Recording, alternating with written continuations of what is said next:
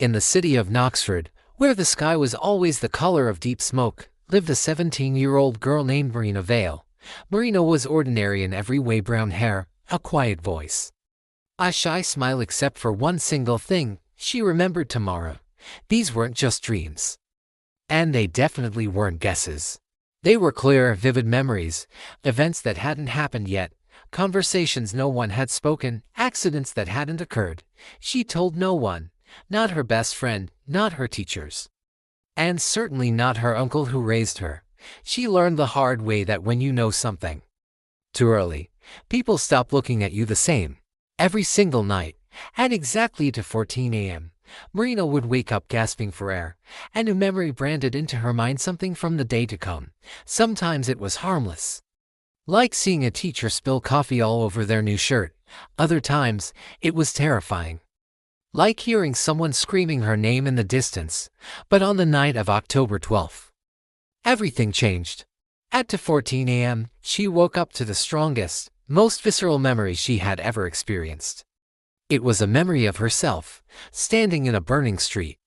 Buildings were collapsing all around her. Sirens wailed like ghosts in the smoke. And then a voice whispered from right behind her, "You weren't supposed to see this." She saw a hand grabbing her shoulder. It was cold, metallic, and completely inhuman. Then everything went black. She shot up in bed, shaking uncontrollably. This wasn't like the others. This felt like a warning.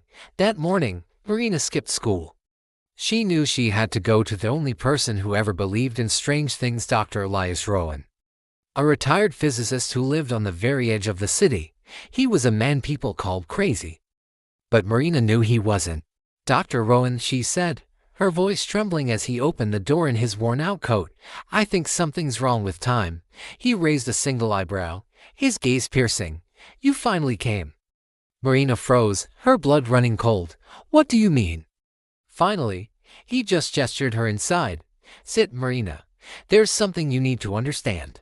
On his desk were dozens of notebooks, all filled with strange symbols and complex diagrams, time loops, alternate paths, memories that didn't match reality.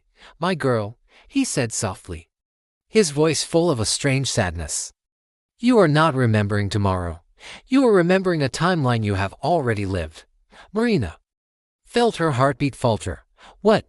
You've lived this day hundreds of times, maybe even thousands, and every single time, something goes wrong. Something ends the world by sunset." Her mouth went completely dry. "But I don't remember anything except for these flashes." "That's because they erase you each time you get too close to the truth." "Who are they?" Rowan's voice dropped to a barely audible whisper. "The Archivists." Marina shivered without knowing why, the name itself sending a chill down her spine.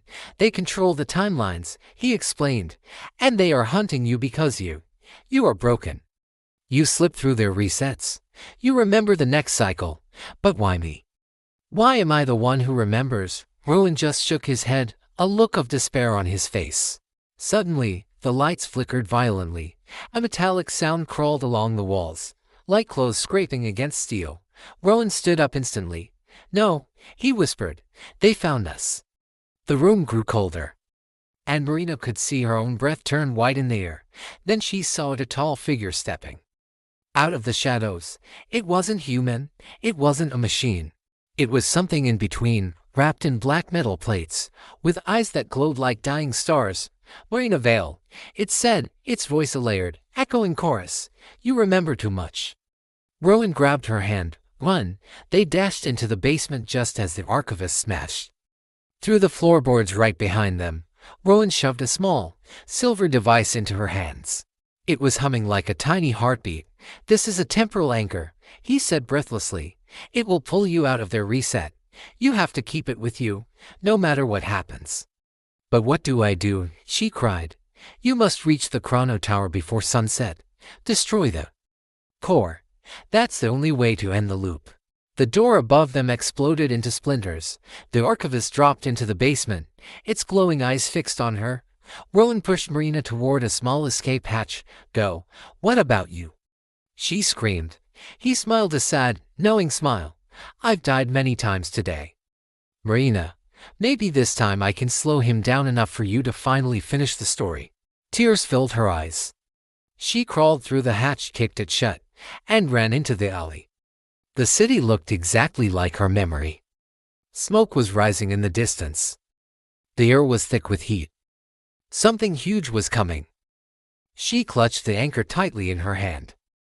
This time, she whispered to herself, her voice filled with a new resolve. I'm not dying. She sprinted through the streets as the sky darkened naturally. More archivists began appearing on rooftops, silent sentinels, watching, calculating. She dodged them, climbed fire escapes, and leapt between buildings. Every movement guided by half-memories from her past loops. She finally reached the base of the Chrono Tower just as the ground began to split open. Inside, a giant sphere rotated in the air, glowing blue, humming, pulsing with immense power, the core of the loop. She held the anchor up. It vibrated violently in her hand. Then, the archivist appeared behind her. You cannot stop the cycle. Marina turned, her fear burning away into pure anger. You made me live this day 1,000 times. I'm ending it. She slammed the anchor into the core with all her might. Light exploded everywhere. A scream echoed, metallic, inhuman, and furious. The tower shook violently. Her vision blurred. And then, there was silence. When she opened her eyes, Marina was standing in a quiet street. Morning sunlight warmed her face. Birds were singing. People were laughing nearby. The sky was blue for the first time in years. Someone tapped her on the shoulder. She turned around. It was Dr. Rowan, alive and smiling gently at her. You did it, he said, his voice full of pride. This is the real tomorrow. Marina looked up at the vast, blue sky, feeling its warmth soak into her skin. For the first time in her life, she remembered nothing ahead. And it felt absolutely perfect.